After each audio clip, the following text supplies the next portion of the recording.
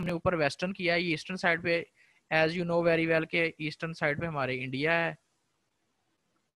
अच्छा, यहाँ पे सिर्फ एक लाइन ऑफ कंट्रोल ही करवाऊंगा, आगे जाके चीजें और क्लियर होंगी। लाइन ऑफ कंट्रोल जनाब, आप ये 10 जुलाई 1972 को एक एग्रीमेंट हमने किया था, शिमला एग्रीमेंट।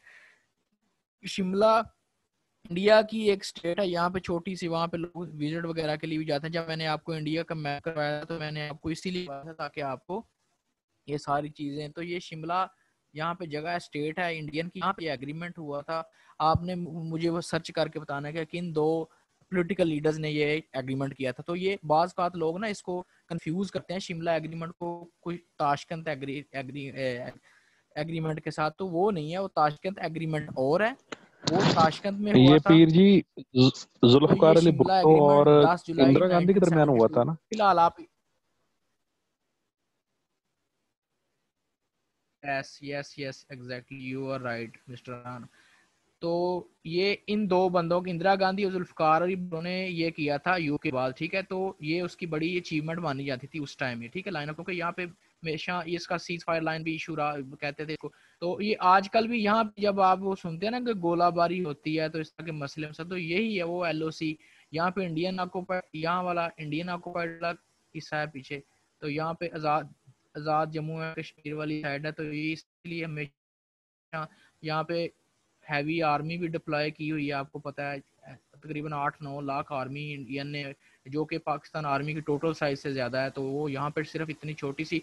और ये भी अब आपको एक छोटा सा MCQ बढ़ के बहुत टेक्निकल है, ये दुनिया में सबसे ज़्यादा जो मिलिट्राइजेशन की गई हुई ना, जो मौजूदा दौर में ना, मॉडर्न एज ना प्रेजेंट एज, तो सबसे ज़्यादा मिलिट्राइज एरिया जो वो यही है, कश्मीर का खिता ही है। कि पर कैपिटा एक तो होती है ना, पर कैपिटा रिक्वायरमेंट, यानी इतने लोगों के पे, यानी 100 लोग होंगे तो एक डॉक्टर होगा। तो इस तरह ये एज पर प्रोटेक्शन के भी रूल होते हैं कि जनाब इतने बंदे होंगे तो उसकी हिफाजत के लिए इतने आर्मी के बंदे चाहिए, इतने पुलिस के चाहिए और इतने फलानी फोर्स के चाहिए। तो ये heavily militarized area in the world है, वो भी यही है हमारा कश्मीर वाला इशू जो, ठीक है। अच्छा, ये शिमला एग्रीमेंट मैंने आपको बता दिया। आगे चीज़ें ज़रा जल्दी जल्दी करनी है, तो काफ़ी ज़्यादा हमने कवर करना है, तो इसलिए आप जब इसको इस तरह डिटेल से कर लेते हैं ना, फिर भूलने का चांस नहीं बनता कोई भी। तो इसलिए बस हौसला बांध के रखना है, इंशाल्लाह इसके बाद जब आप बुक पढ़ेंगे तो आपको फील होगा कि नहीं भी मैंने चीज़ें समझ ली हैं, अब मैं इसको अच्छे तरीके से कर सकता हूँ। अच्छा जी, अभी हम थोड़ा सा नीचे आ जाते हैं, ये वाली साइड। अच्छा जी, ये काफ़ी चीज़ें हैं, मैं ये देखें ना, अब आप ये जो क्वेश्चन बाई कर रहे थे, ये उधर सारे जवाब आपको मिल जाने हैं उसके। ये मैं चाहता हूँ थोड़ी सी मैं ना ये अरेज कर दूँ ताकि आपको कोई मसला ना हो फिर समझने में। थोड़ी सी अगर स्क्रीन जूम हो सकती है तो वो भी जी कर देना। जी जी, मैं कर देता हूँ, ये आसानी हो जाएगी। वो फिर ये ना जूम,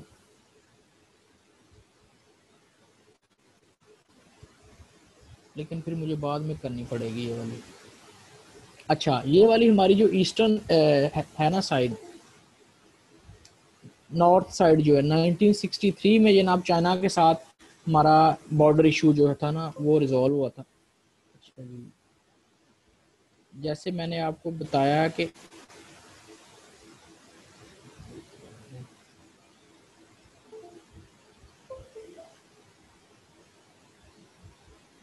एक मिनट जरा, सॉरी। अच्छा, ये ऊपर वाली जो नॉर्दर्न साइड है ना हमारी, यहाँ वाली,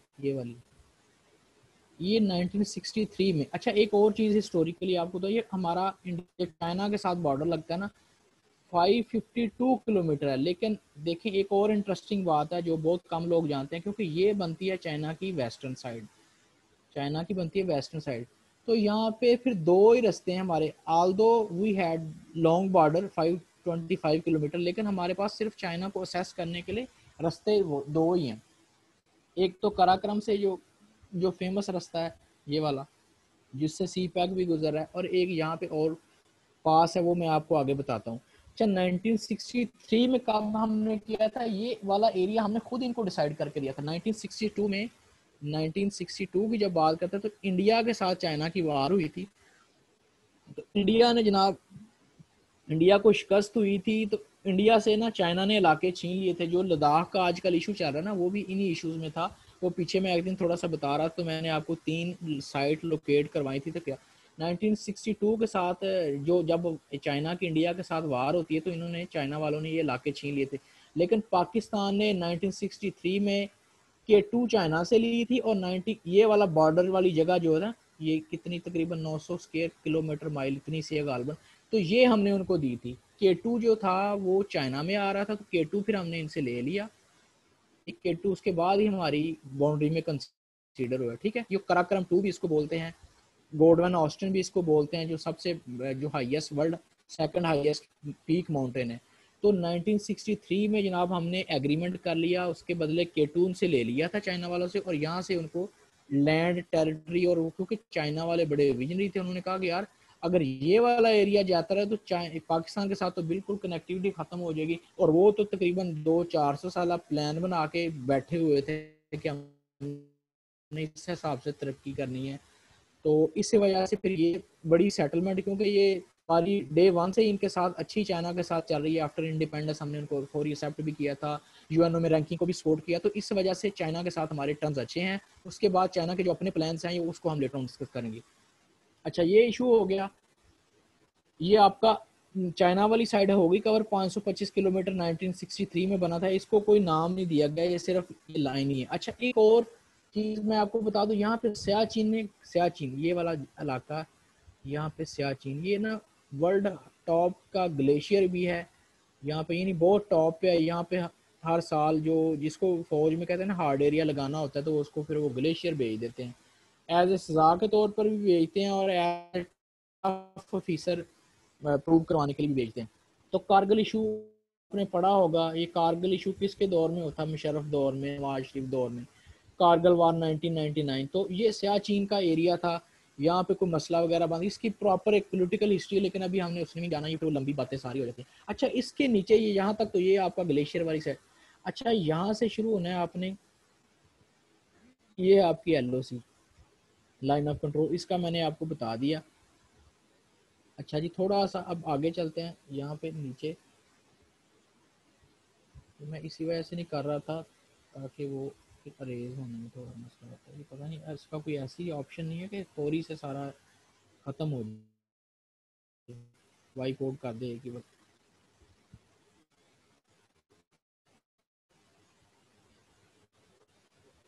अच्छा, LOC आगे एक दो 3 चीज़ें हैं जो बहुत ही टेक्निकल हैं, बहुत कम लोगों को पता होती हैं, और बहुत ही समझने वाली चीज़ें भी हैं। वो क्या है?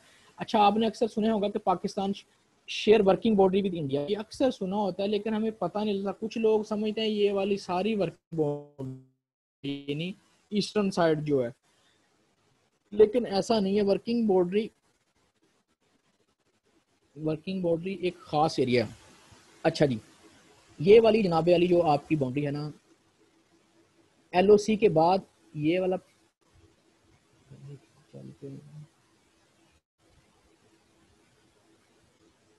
ये वाली साइड, क्योंकि ये याद रखना है आपने, इस साइड पे भी पंजाब लगता है, ये थोड़ा सा इधर करके बनता है, तो ये मैप पाकिस्तान का नीचे और बड़ा बनना है, तो ये हमारा पंजाब है, ये इंडियन पंजाब है। यहाँ पे ना, यहाँ पे करके ये है तकरीबन 193 किलोमीटर वर्किंग बाउंड्री। वर्किंग अब ये चीज़ याद रखनी है, यहाँ पे LOC का एरिया ख़त्म हो जाता है, यानी यहाँ से ये वाला LOC और ये इंडियन के साथ जो टेरिटरी थी वो ख़त्म हो गई यहाँ पे। तो ये अलहदा से जो पोर्शन है ना, इतना सा जो बॉर्डर लाइन है ना, वो तो 1610 किलोमीटर अलहदा से है इंडिया के साथ। ये वाली बाउंड्री लाइन जिसको कहते हैं, ये बॉर्डर लाइन, ये 1610 किलोमीटर है। उसके अलावा यहाँ पे है इसके ऊपर कि एक साइड पे उसके इंडियन वाली ये ऑक्यूपाइड वाला हिस्सा नहीं लगता, इंडियन ऑक्यूपाइड से अलहदा जो हिस्सा इधर पर पंजाब वाली साइड का पंजाब को लगता है, वो है बाउंड्री, वर्किंग बाउंड्री, ठीक है। अच्छा, ये 193 किलोमीटर वर्किंग बाउंड्री है पाकिस्तान की इंडिया के साथ। ये वर्किंग बाउंड्री इसलिए इसका नाम दिया गया कि यहाँ से मैन मेड मूवमेंट हो सकती है, लॉजिस्टिक आ जा सकता है। तो व्हेन वी आर सब कॉन्टिनेंट, जब हम बड़े सगीर थे, तो तब ये पैसेजेस, ये सारी चीज़ें, ट्रेन भी जाती है, आपको पता है यहाँ से, और मुख्तलिफ रास्ते भी हैं, पासेस भी हैं, तो यहाँ से जा सकते हैं। लेकिन अब यहाँ पे नहीं कोई जा सकता। अब चूंकि हमारी एस्केलेशन बढ़ गई है इसके साथ, तो ड्यू टू पॉलिटिकल टेंशन हम अब ये बॉर्डर या ये समझ लें बॉर्डर बांधर पे अब नहीं जा सकते। अच्छा ये 1610 मैंने इससे आगे जो पूरा आपका ईस्टर्न साइड है यहाँ तक बिफोर अरेबियन अरेबियन सी तक, टिल टू अरेबियन सी यहाँ तक, ये फिर आपका बॉर्डर लाइन है, सिंपल बॉर्डर लाइन जो इंडिया का आपके साथ लगता है। या फिर मैं आगे आपको जाकर बताऊंगा सिंध वाली साइड पे रन ऑफ कच्छ यहाँ करके आता है, वो भी उसकी भी डिटेल बताता हूँ, ठीक है। तो अच्छा एक और चीज़, एक और अहम चीज़ है, अक्सर लोग रेड क्लिफ बाउंड्री को भी गलत कंसीडर, कुछ लोग रेड क्लिफ सारी बाउंड्री को समझते हैं कि उसमें वो लाइन ऑफ कंट्रोल भी डाल देते हैं, ये वर्किंग बाउंड्री को भी कंसीडर करते हैं और नीचे वाला पोर्शन भी डाल देते हैं कि सारा कुछ ही रेड क्लिफ बॉर्डर है। नहीं है, ये रेड क्लिफ बंदे का नाम था, रेड क्लिफ अवार्ड भी इसको कहते हैं।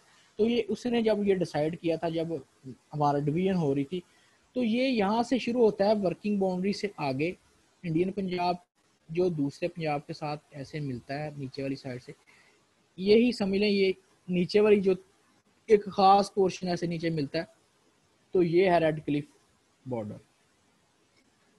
अच्छा ये आपको पता है कि हमारा कोस्टल एरिया 1046 किलोमीटर है, यानी समंदर के साथ हम 1046 किलोमीटर लगते हैं, और ये बहुत बड़ी ब्लेसिंग है जब इंटरनेशनल लेवल रैंकिंग पे किसी मुल्क को कोई नंबर दिया जाता है तो उसकी कोस्टल लाइन को हमेशा देखा जाता है और उस कोस्टल लाइन की वजह से डिसाइड किया जाता है कि इसका आने वाला फ्यूचर क्या होगा और ये मुल्क कितना तरक्की करेगा। ये आपका अरेबियन सी है, यहाँ करके जनाब वो आपका ग्वादर है। अच्छा एक और चीज़ यहाँ पे फिर मुझे भूल जाएगी, मैं बताता हूँ। ये आपने आजकल सुना होगा कि सी पैक की बात हो रही है, ये सी पैक आपका आ रहा है, ये वाला, ये इधर कराची की तरफ भी आएगा और इधर ग्वादर की तरफ बलोचिस्तान की तरफ भी जाएगा। अच्छा एक आपने सुना होगा कि आजकल ML1 की शेख रशीद साहब जो रेलवे के मिनिस्टर हैं वो ML1 की बड़ी बात करें। सी पैक का तो चलो काफ़ी लोगों को पता, तो मैं चलो ML1 का बता दूँ। ये ML1 मनसूबा क्या है, कुछ वो कहते हैं जी तकरीबन 160 किलोमीटर की रफ्तार से ट्रेन हम चलाएंगे, लॉजिस्टिक्स ट्रेन, और वो फिर क्या करेगी पेशावर टू कराची, यानी पेशावर से चलेगी और कराची तक जनाब लॉजिस्टिक लेके जाएगी, और 160 किलोमीटर पैसेंजर ट्रेन चलेगी और 120 किलोमीटर दूसरी आपकी ट्रेन चलेगी लॉजिस्टिक वाली। तो मैं एक बात बता दूं, पहली तो बात है ये उसके लिए 10 साल का अरसा उन्होंने डिसाइड किया है। पहला तो ये बात चीट करने वाली है कि इन्होंने बनाना नहीं है इसी वजह से इतना। दूसरी बात ये है कि ML1 ये पहले प्रपोजल दे रहे थे कि जनाब ये सारी एक अलहदा से, क्योंकि हमारा रेलवे का सेटअप इतना तो अफोर्डेबल है नहीं, यानी इतनी हमारी ये स्ट्रेंथ है नहीं यहाँ पे कि यह इस इतनी हाई स्पीड को स्टेबल कर सके। यहाँ पे अभी तक 120 पे ट्रेनें शेख रशीद ने शुरू के दिनों में चलाई थी, तो आपने देखा होगा खबरों में न्यूज़ में कितने हादसे होने शुरू हो गए, क्योंकि सिस्टम सपोर्ट नहीं ना करता। ये अंग्रेज दौर का ब्रिटिश दौर की ये लाइनें बिछी हुई हैं, तो हमने इसको कुछ नहीं किया। तो ML1 था वो तकरीबन 1600 किलोमीटर का मंसूबा। फिर इन्होंने क्या अब करना है जी, कहते हैं इसी को हमने उखाड़ कर यही सिस्टम को तो दोबारा से इसको अच्छे तरीके से बना के तो इसके ऊपर ये ट्रेनें चलानी है और ये करना है वो करना है। लेकिन मेरे ख्याल से ये प्रैक्टिकल नहीं है। प्रैक्टिकल इसलिए नहीं है कि ये सिस्टम को आप कैसे इम्प्रूव करेंगे, या तो फिर चाइना वालों की तरह आप बड़ा महाज खोलें ना, तो फिर आप नए सिरे से बनाएं सारी चीज़ें, तो फिर उसको दोनों तरह से फेंसिंग करें, फिर आप इतनी स्पीड से ये फिजिबल है। तो ये तो पाकिस्तान 70-78 साल हो गए, हम यहाँ पे छोटी छोटी प्रोटेक्शन नहीं दे सकते, यानी एक फाटक बनते हुए 10 साल लग जाते हैं। तो ये भी फिजिकली पॉसिबल नहीं है, बस ये इसीलिए दे रहे हैं मंसूबे वगैरह के शायद अट्रैक्शन बनाने के लिए। खैर मैं कोई पोलिटिकल बंदा नहीं हूँ, लेकिन मैं आपको अपनी ओपिनियन दे रहा हूँ। अच्छा उम्मीद है आपको ये वाली थोड़ी सी अंडरस्टैंडिंग होगी। हमने ईस्टर्न साइड भी कर ली है, अब थोड़ा सा नेक्स्ट मूव करते हैं। सर सर क्रीक का भी बता दें जो इशू है। हाँ जी सर, हाँ जी सर, क्रीक का इशू मैं बता देता हूँ। ये यहाँ पे जो ये वाली जगह है ना रन ऑफ कच्छ, ये वाली इंडियन साइड का इंडियन डिस्ट्रिक्ट लगता है रन ऑफ कच्छ, ये वाली ये इंडिया की साइड है। ये हमारा थोड़ा सा ऐसे ना साल्टेड एरिया, और ये भी याद रखना है वर्ल्ड सैंडी एरिया, यही है हमारा रन। इसको 24 पैरेलल लाइन भी कहते हैं, इसको रन ऑफ कच्छ भी कहते हैं, ठीक है। तो इंटरनेशनल मीडिया में इसको ये रैंकिंग दी। तो ये एक पॉलिटिकल साइट, एक तो यहाँ पे हमारा LOC पे है कश्मीर वाला है, कश्मीर का, और ये दूसरा ये हाईलाइटेड इशू है, अक्सर इन पे क्वेश्चन आते हैं कि 24 कैरोलाइन वाला इशू क्या है। तो इंडिया ने अपनी यहाँ पे फौज खड़ी की हुई है, पाकिस्तान ने यहाँ पे अपनी फौज खड़ी की हुई है। ये किसी के एक्चुअली इस्तेमाल में किसी के भी नहीं, ना पाकिस्तान के ना इंडिया के। जब ये मैरी टाइम इशू करते हैं तो यहाँ से पेट्रोलिंग करते हुए फौजी यहाँ से आते हैं, तो उनके भी यहाँ से, क्योंकि इंडियन को भी कोस्टल लाइन लगती है। तो इसलिए यहाँ पे जनाब बस ना एक झगड़ा से क्रिएट किया हो गया, किसी के ये इख्तियार में नहीं है, कोई फिजिकली यहाँ पे कोई भी नहीं है अभी। तो जैसे मैं आपको पहले भी बता रहा था कि अक़वाम मुत्तहिदा जो कि यूनाइटेड नेशन ऑर्गेनाइजेशन है, इसमें ये सारे डिस्प्यूट जाते रहते हैं, लेकिन अनफॉर्चुनेटली उनको पता है कि अगर इन लोगों के मसले हल कर दिए तो ये तो फिर हमारी तरह तरक्की करने लग जाएंगे, और ये जनाब जो डेवलपिंग नेशन है या डेवलप नेशन हैं, ये तो अंडरवर्ल्ड कंट्रीज से फिर एक स्मूथ कंट्रीज की तरफ आ जाएंगे। तो ये वो चाहते नहीं है। ये एक इनका कॉम्प्रिहेंसिव प्लान था, ये यूनाइटेड नेशन, ये वर्ल्ड ट्रेड ऑर्गेनाइजेशन, IMF वगैरह। अब देखिए IMF ने पूरी दुनिया को इतना कर्जा दिया गया कि अगले 50-50 100 साल तक वो मुल्क अगर 6.5 GDP से भी तरक्की करे तो वो कर्जा नहीं अपना उतार सकेगा, वो लोन नहीं दे सकेगा। तो हम लोन के ऊपर जो इंस्टॉलमेंट होती है वो भी सूद के साथ दे रहे हैं। This is very unfortunate. जैसे भी है ये, जिसने भी किया, मैं उसको उसका कोई जिक्र नहीं करना चाहता, लेकिन यह कि this is very unfortunate for us कि जनाब 60% यंग पॉपुलेशन और उसके ऊपर ये इतना सारा लोन। और ये वाकई फिजिकली लोन है, अगर आप इसको वेरीफाई करना चाहें तो आप गूगल किया करें, बड़ी इंटरेस्टिंग चीज़ें मिलती हैं कि हम कब तक पे कर देंगे, तो जनाब लंबा लंबा अरसा आपको सामने आएगा। खैर आपने डिसाइड नहीं होना, आपने अपनी ज़िंदगी अच्छी गुजारनी है। अच्छा जी, नेक्स्ट हम चलते हैं। अच्छा ये रन ऑफ कच का, अच्छा रन ऑफ कच का 1968 से ऑनवर्ड चला है, इसको ग्रीन लाइन भी कहते हैं। ये MCQ मतलब कम लोगों को इसका आइडिया है, ये ग्रीन लाइन भी इसको कहते हैं, ठीक है। उसके बाद ये एक आइलैंड है फेमस अरेबियन सी में, ये अक्सर पूछ लेता है कि मनोरा आइलैंड कहाँ पे है। ये सैर करने के लिए कुछ लोग इस आइलैंड पे जाते हैं जो ज़रा थोड़ा सा कराची से आउट निकलना चाहते हैं, ये इंजॉय के। एक तो यहाँ पे क्लिफ्टन जाते हैं ना, तो ये अंदर करके जाके चंद किलोमीटर पे, तो ये मनोरा आइलैंड है अरेबियन सी के अंदर। ये क्वेश्चन अक्सर पूछा जाता है। अच्छा जी, अब उम्मीद है आपको ईस्टर्न वेस्टर्न साइड थोड़ी क्लियर होगी। अब हमने करने हैं जनाब डिवीजन्स और डिस्ट्रिक्ट्स। अच्छा मैं आपको ये बात बता दूं कि अब हम पाकिस्तान को 35th डिवीजन है टोटल। डिवीजन ऐसे की गई होती है कि डिवीजन को एडमिनिस्ट्रेटिवली हम डिवाइड करते हैं ताकि गवर्नमेंट को अपने सारे मामलात को रन करने में आसानी हो, क्योंकि हमारे ऑलरेडी प्रोविंसेस तो हैं, लेकिन उसके नीचे जो चीज़ चाहिए वो चाहिए होती है डिवीजन्स। अब डिवीजन्स के आगे फिर डिस्ट्रिक्ट्स होते हैं, डिस्ट्रिक्ट के आगे जनाब तहसीलें होती हैं, तहसीलों से आगे भी फिर छोटी छोटी पार्टिसिपेशन होती है छोटे लेवल पे, कम्युनिटी डेवलपमेंट लेवल पे। तो ये चीज़ें हमने करनी है। कोई बताएगा तहसील के नीचे क्या होता है?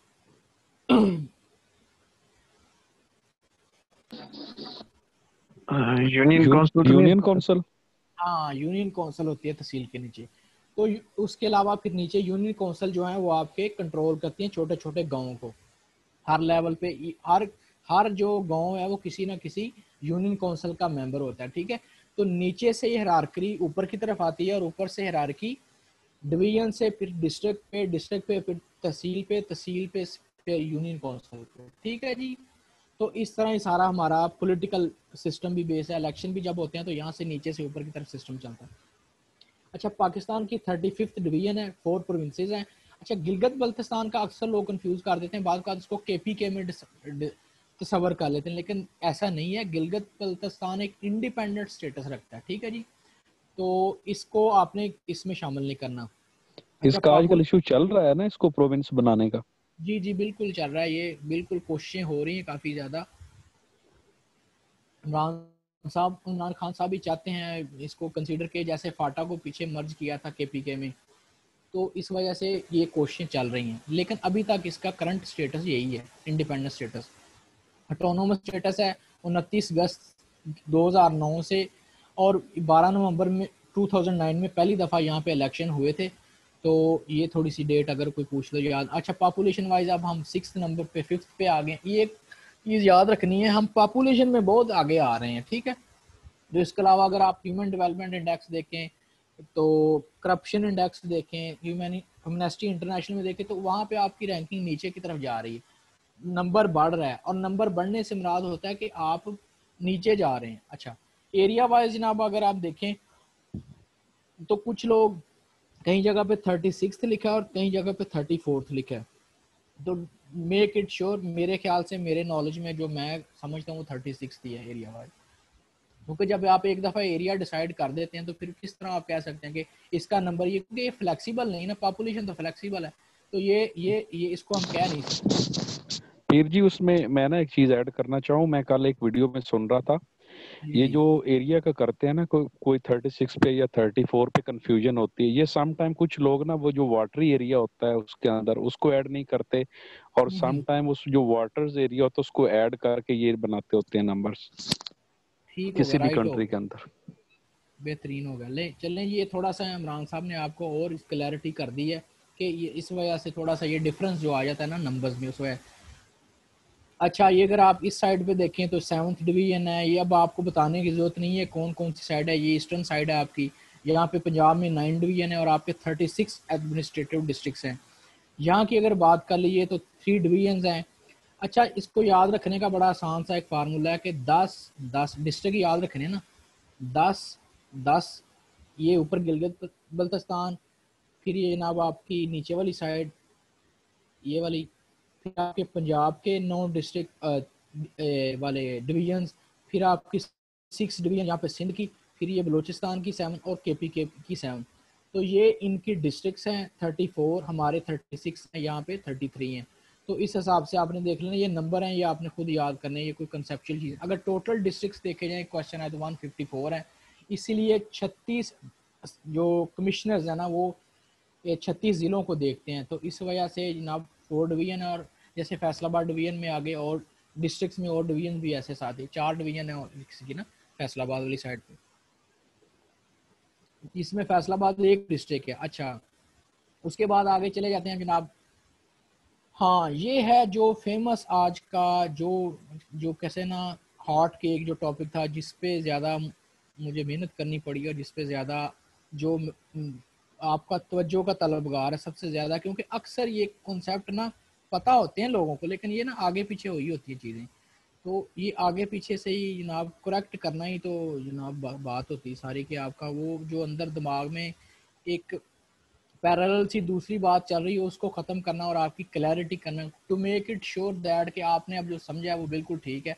और आपके दिमाग में जब MCQs आए, जब पूछा ना जाए, कहते हैं जी क्लैरिटी क्या होती है, क्लैरिटी ये होती है कि जब आपको कोई एक क्वेश्चन पूछता है तो उसके जवाब में दो राय ना आपके दिमाग में, यानी स्ट्रेट फॉरवर्ड आपके अंदर एक जवाब हो, तो ये क्लैरिटी होती है।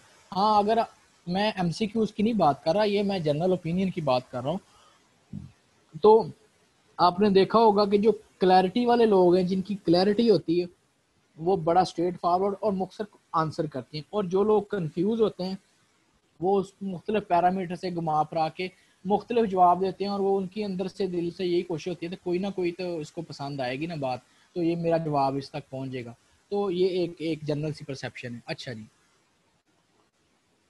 पहले तो मैं आपको बताता हूँ कि जनाब ये वाला जो आपका इंडस रिवर है ना, पहले हम ये शुरू करते हैं कि यहाँ कहाँ से शुरू होता है। इंडस रिवर मेरे भाई ये आपके ईस्टर्न साइड चाइना से आता है। ये देखें जहाँ पे तिब्बतन प्लेटू है, ये चाइना में है। ये प्लेटू सारे हैं, तिब्बतन मशहूर प्लेटू है, जैसे हमारे पोठहार प्लेटू है यहाँ पे चाइना में तिब्बतन प्लेटू। उससे आगे निकलती है एक लेक, मैनसरोवर लेक या मैनसोवर लेक इसको कहते हैं, ये वाली लेक। क्योंकि यहाँ से इंडस का तो लोगों को पता होता है, लेकिन इसका बैकग्राउंड का नहीं पता होता कि यहाँ तो ये 290 किलोमीटर तो यहाँ पे ही है पीछे, ठीक, इस वाली साइड पे पीछे। ईस्टर्न साइड की मैं बात करूँ चाइना से, नॉट इन इंडिया, इंडिया यहाँ पे नीचे है, ये चाइना वाली साइड है, ठीक है, ऊपर वाली साइड नॉर्थ साइड। अच्छा, ये यहाँ से आता है जनाब, सबसे पहले जो इंडस रिवर है जो हमारा सबसे बड़ा रिवर है, ये वाला आज़ाद कश्मीर से होता है, फिर आज़ाद कश्मीर से ही ऊपर जाता है गिलगित बल्तिस्तान। कुछ लोग कहते हैं जनाब गिलगित, कन्फ्यूजन होती है, गिलगित बल्तिस्तान से लोग इसको शुरू करते हैं और अरेबियन सी में डालते हैं, ऐसा नहीं है। आज़ाद कश्मीर में आया, यहाँ से तिब्बतन प्लेटू से मंसूर लेक से ये आ गया आपका गिलगित में, गिलगित से फिर नीचे ये आएगा KPK में, KPK से फिर ये आ रहा है पंजाब में, पंजाब के बाद ये फिर देखे सिंध की एक साइड से होता हुआ तकरीबन बलूचिस्तान वाली साइड भी थोड़ी सी लगती है, तो यहाँ पे जनाब ये इंडस रिवर आपका ये देखिए ये आपका अरेबियन सी में आके गिर गया, ठीक है।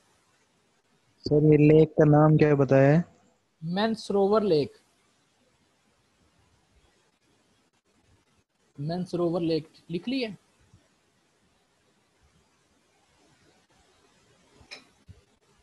अच्छा जी, ठीक है जी। जी सर। अच्छा, अब इसके बाद जो इंडस के बाद दूसरा रिवर है हमारा, ये है नीचे, ये देखें, ये यहाँ से शुरू, ये इंडियन से आ रहा है, ये देखें कश्मीर के पीछे जनाब जगह है, ये बड़ा फेमस है। अक्सर ये आजकल तो 100% क्वेश्चन ये पीपीएससी वाला पूछ रहा है, उसका ये फेवरेट क्वेश्चन है कि जो वुल्लर बिराज है, वुल्लर वुल्लर बिराज ये कहाँ पे है और कौन बिल्ड कर रहा है। ये वुल्लर बिराज जनाब, ये वुल्लर लेक है इंडिया में, ये उसके ऊपर जनाब जो इंडस वाटर हमारा ट्रीटी है ना, जो 1960 में हमने कराची में किया था इंडिया के साथ, कि आपके वाटर, आपका पानी कौन सा है और हमारा पानी कौन सा है, आपके दरिया कौन से, मेरे पानी कौन से, तो उसके ऊपर ये वुल्लर बराज बना रहा है ये। और इसके अलावा इसके ऊपर ये किशन गंगा डैम भी ये बिल्ड कर रहा है। तो ये चूंकि इंटरनेशनल मीडिया में भी हमने ये कोर्ट आईसीजे जो नेदरलैंड में, वहाँ पे हमने इसका डिस्प्यूट को वहाँ पे लेके गए हैं, लेकिन वो कहते हैं, ये मैं आगे आपको बता दूं, पहले आप याद रखें कि वुल्लर बराज और ये किशन गंगा डैम ये आगे जाके कश्मीर से होता हुआ ये जेलम आगे निकलता है, यानी जेलम के ऊपर ही वुल्लर बराज बन रहा है, किशन गंगा डैम भी इसी पे है, और ये वुल्लर लेक है, ठीक है। कश्मीर में जगह वेरीनाथ इसको बोलते हैं, जगह का नाम है कश्मीर में वेरीनाथ, जहाँ से होके इंटर होता है यहाँ पे। तो फिर एक खास जगह पे यहाँ पे त्रिमू में आके ना जी ये इंडस में गिर जाता है जेलम। अच्छा, उसके बाद ये नीचे से फिर जो चनाब आ रहा है, चनाब, ये वाला चनाब है आपका, चनाब वो ये वही है जो फैसलाबाद चिन्नौट वाली साइड से 7 साल से गुजरता है। अच्छा, ये इंडिया की स्टेट हिमाचल प्रदेश है, वहाँ से निकलता है। बारसा लाचा पाद ये एक जगह है, ये बड़े थोड़ा सा याद करने में मुश्किल। बारसा लाचा पाद एक जगह है जहाँ से ये ईस्टर्न साइड से आता है, हिमाचल प्रदेश स्टेट है, जगह का नाम बारसा लाचा पाद है, वहाँ से होके ये जनाब पाकिस्तान में इंटर होता है, ये वाला यहाँ पे ये चीज़, ये आगे फिर त्रिमू में इंडस में गिर गया। ओके जी। अच्छा, जो इंटरनेशनल हमारा जो इंडस वाटर ट्रीटी हुआ था उसमें एक ये हमें इंडस रिवर था हमारे, इससे जेलम था और चनाब था, ये याद रखें। आप देखें ना, अब आप इसको ज्योग्राफी के हिसाब से देख रहे हैं तो अब आपको चांस ही नहीं कि आपको भूल जाइए। ऊपर वाला मेन इंडस, नीचे जेलम और नीचे चनाब, ठीक है। आगे रावी, सतलुज और ब्यास जो थे ये उनके हिस्से में आए थे, लेकिन वो चूंकि यहाँ पे डैम बनाकर इसकी वायलेशन कर रहे हैं, अब वो, अच्छा मैं बता दूं, मुझे फिर स्किप हो जाएगा। अब वो जब ये इंटरनेशनल कोर्ट ऑफ जस्टिस में केस गया तो उन्होंने कहा जनाब आप इनका पानी नहीं रोक सकते जेलम रिवर का, क्योंकि ये तो आपने इंडस वाटर ट्रीटी में आप पाकिस्तान को दे दिए। तो वो कहते हैं कि जनाब हम उनकी जगह पे तो आके डैम ही ना बना रहे हैं, हम उनकी टेरिटरी में तो नहीं ना आके बना रहे थे, यहाँ पे जो पानी हमारा भी उस पर हक है, तो जनाब हम इसके ऊपर डैम बना सकते हैं, इसका पानी मोड़ सकते हैं, इसमें ज़्यादा पानी ड्रेन कर सकते हैं। तो वो इस तरह का अपना जो इलीगल सा स्टांस देते हैं। हालांकि जब ये बात तस्लीम कर ली कि ये 3 जो टेरिटरीज हैं या वाटर बॉडीज हैं ये मेरी हैं और ये 3 उसकी हैं, तो फिर इसके ऊपर ये ऐसे ही है। वो बात आपने सुनी है ना, भैंस का अगले वाला हिस्सा मेरा और पिछले वाला हिस्सा तेरा, तो फायदा किस वाले हिस्से बंदे को मिलता है कि एक बंदा भैंस को चारा खिलाता है, वो उसको अगला हिस्सा मिल गया एक भाई को, और पीछे वाला जो है वो दूध ले लेता है भैंस से। तो ये एक्चुअली ये हमारे साथ ये स्ट्रेटजी लगा रहे हैं। अच्छा जी, ये आ गया बाला लाचा पाद, मैंने आपको बता दिया। फिर आगे ये यहाँ से टेरिटरी निकल दी जो रावी है, छोटा सा रिवर है ये रावी, ये यहाँ पे आके पंजनाद पे जाके ये इकट्ठा हो जाता है। अच्छा, ये भी हिमाचल प्रदेश डिस्ट्रिक्ट से निकल रहा है। उसके बाद ये नीचे इसके आ जाता है सतलुज, ये भी सिंध में जाके ये पंजनाद की जगह एक हेड पंजनाद है, यहाँ पे जाके ये इकट्ठे हो जाते हैं, यहाँ पे जाके सारे इकट्ठे हो गए हैं, ठीक है। जेलम, चनाब, रावी, सतलुज, यहाँ पे हेड पंजनाद में आके सारे गिर गए। ये भी हिमाचल प्रदेश से निकल के आ रहे हैं डिस्ट्रिक्ट, ठीक है जी। आगे जनाब कोट मिठन के मकाम पे पहले यहाँ पे इकट्ठे होते हैं एक दफ़ा हेड पंजनाद पे ये सारे चारों, और इसके बाद ये चारों यहाँ पे आगे जाके कोट मिठन जो है एक जगह का है, नाम है, यहाँ पे आके फिर ये इंडस में गिर जाते हैं और इंडस के बाद फिर ये अगेन अरेबियन सी का हिस्सा बन जाते हैं।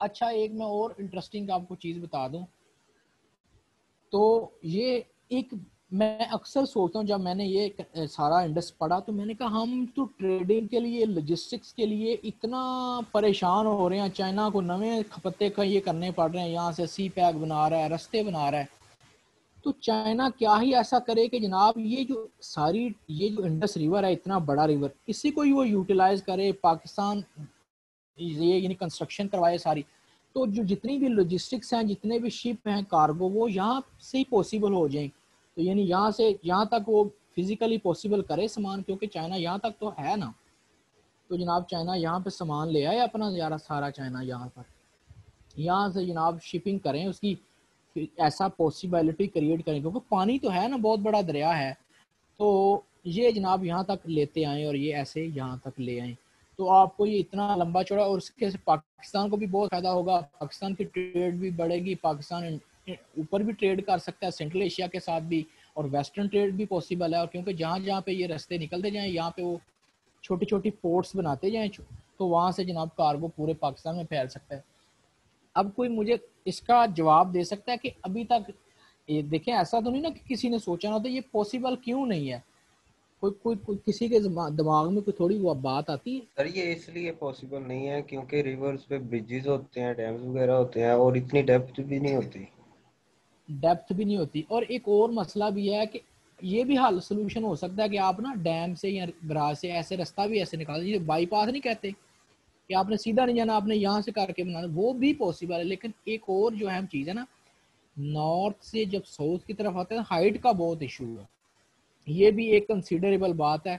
तो जो आपने बताई कि यहाँ पे क्योंकि पानी का भी एक खास स्पेसिफाइड पता नहीं है कि शिप मूव कर सके या ना कर, हाँ ये पॉसिबल है कि छोटी छोटी जो बोट्स हैं ना, देखें ये पीछे करके ट्रायल हुआ भी था, मैं एक डॉक्यूमेंट्री देख रहा था, तो आप उसको बेशक गूगल करके या यूट्यूब पे लिखिएगा तो दिखाई हैं, और कुछ एरियाज जो हैं पाकिस्तान में, ये कुछ ऐसी जगहें हैं, सिंध में भी ये बकायदा शिपिंग होती है यहाँ से यहाँ तक जनाब, ये सिंध से आगे और कराची और ये पीछे से बलोचिस्तान, ये शिपिंग होती है बकायदा, अब देखिएगा।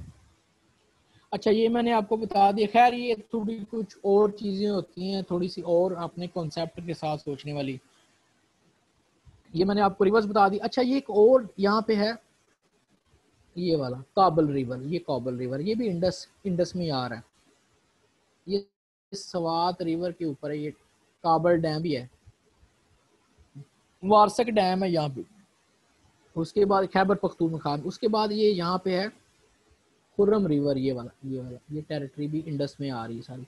अब ये एक चीज़ याद रखनी कि सारी जितनी भी वाटर बॉडीज हैं वो पाकिस्तान की ईस्टर्न साइड से आ रही हैं या वेस्टर्न साइड से आ रही हैं, उनकी जो मेन वाटर बॉडी जिसमें वो गिरती हैं जाके, वो इंडस रिवर ही है, कि इंडस ही इस सारे का पानी कैरी करता है और आगे जाके अरेबियन सी में लेके जाता है। एक और चीज़, और जितना भी हर दफ़ा फ्लड एक आता है जी जी सर इंडस तो पहले इतना बड़ा है, तो ये खुरम दरिया जो दूसरे दरिया हाँ हैं, जी, बलूचिस्तान को क्यों नहीं पानी देते? क्योंकि उधर तो वैसे ही स्कार्टी रहती है पानी की।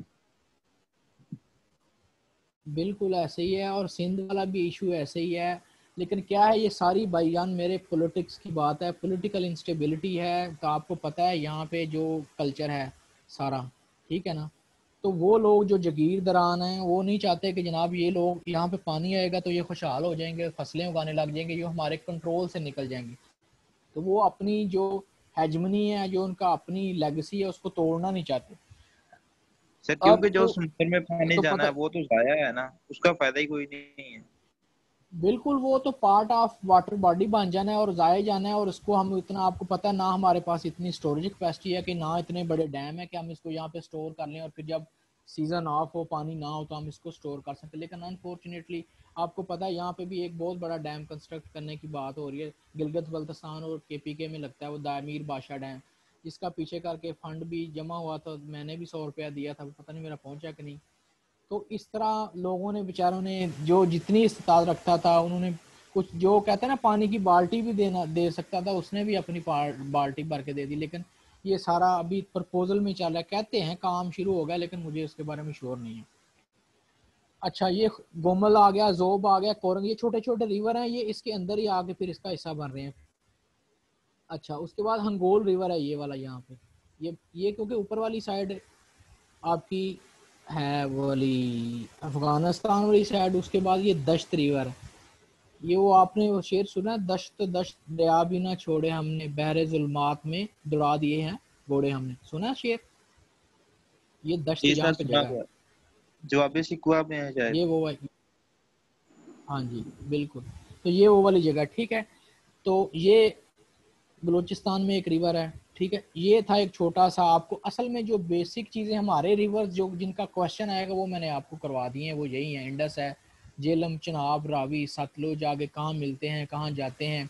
बाज़ बात ये भी डेल कि यहाँ का भी पूछ रहे थे, खुरम दरिया की साइड से आता है, तो इसको सिंपल याद रखें, ये वेस्टर्न टेरिटरीज हैं, वेस्टर्न वाटर बॉडीज हैं, ये अल्टीमेट पार्ट इसका ही बनती हैं, हमारे सेंट्रल पार्ट, ठीक है।